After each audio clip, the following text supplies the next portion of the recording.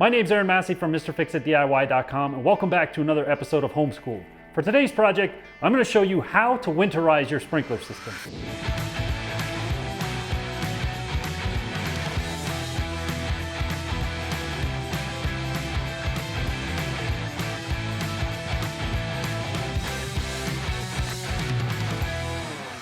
I rate these projects by how many F-bombs you're likely to drop while tackling the project. This one is pretty easy, but it does require access to a few basic tools. So for the tools you're gonna need for this project, you're gonna need an air compressor, potentially a pair of channel locks or a crescent wrench, maybe some thread tape, and a quick disconnect piece for your air compressor. The other things you might need are an extension cord and a small flathead screwdriver. So the first thing you're going to want to do is find the water supply line that feeds your sprinkler system. In my case, this is located in the crawl space under the house. So I'm going to go to that and shut off the supply line. Next, you want to locate your vacuum breaker assembly where it comes out of the house, and it looks like this. And if you've been using your sprinklers this year, the valves should be in the open position, which is in line with the pipes. So make sure that your valves are in the open position like this. And then next, we're going to connect our air compressor.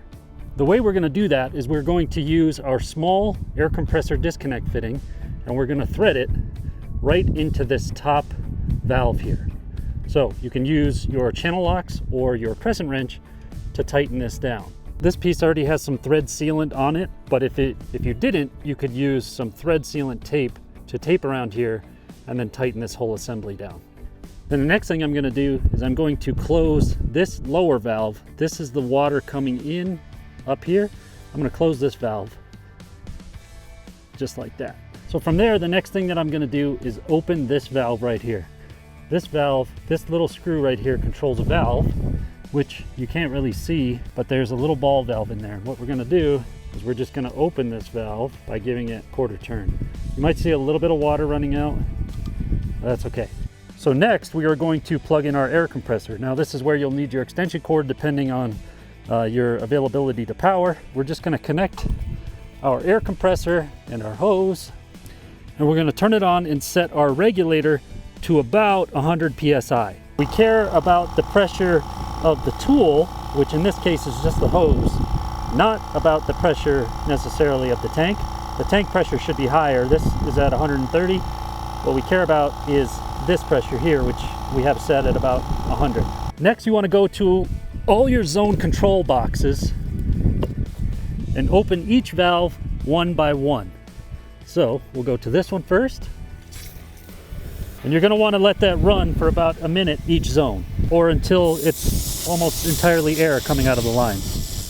While it's nice to use a small compressor because you can move it around easy, it's not so great if you have a big multi-zone system, because you have to stop in between each zone and allow the compressor to recharge a little bit so that it gets enough pressure built up to then move on to the next zone. So depending on the number of zones you have, this can take a little bit of time. So we'll close this valve for a minute, let the air compressor recharge, and then we can open up the next one and work our way around and so forth. The nice thing is if you have a timer or a control box for your sprinkler system, you can actually do this right on the box itself and set each zone to run for about a minute or two, and that will blow out pretty much all the air, and you don't have to go around and manually open each zone. In my case, I can actually do this right from my phone. I have a Wi-Fi enabled Rainbird sprinkler control system, so I can actually set each zone on my phone to just run at the designated times that I want, and that will allow me to blow out all the zones and not have to go around and find every zone box and open each zone manually. Once you're done blowing out all your zones, you can disconnect your hose, and you can remove your quick attachment if you want to, or you can leave it on if you really want to. Then next, what we're going to do is just make sure that both of our valves are open. That one we already opened, so we know that's open. And then we're going to take both of our valves here and we're going to turn them so they're kind of at an angle, kind of 45 degrees, so like a quarter turn.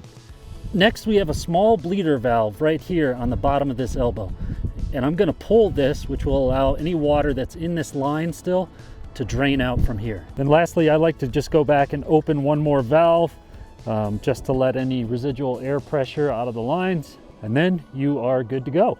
So that's it, guys. That is how you winterize your sprinkler system to make sure that you don't have frozen, busted pipes underground that are going to cause a major problem and a big headache for you come next year when you go to turn on your sprinkler system again.